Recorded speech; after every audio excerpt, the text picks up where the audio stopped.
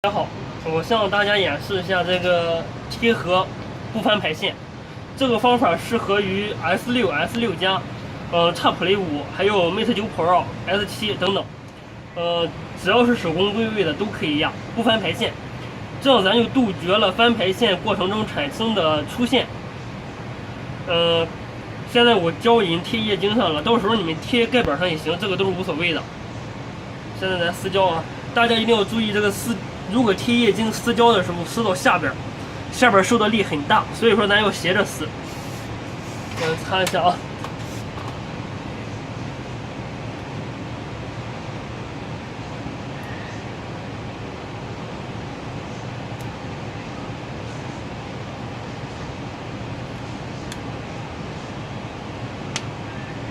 一定要斜着撕，特别到下面。最后这一句键千万别用力太大，折了，让它慢着点，慢着点。1、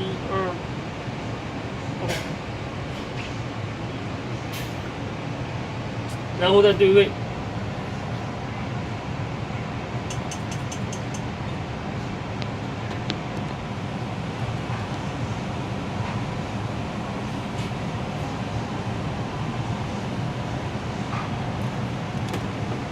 现在已经对位成功了，现在就差压，看到没有？我这个排线是直接没翻的，就是包括分离、包括除胶，这个排线都是没翻的，包括贴合后续也是。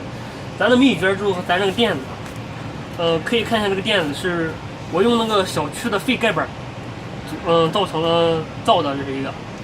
外面套了3个这个珍珠膜，套3个，套少了或者套多了，贴合出来效果都不好。这3个珍珠膜是我们做过实验的，是效果最好的。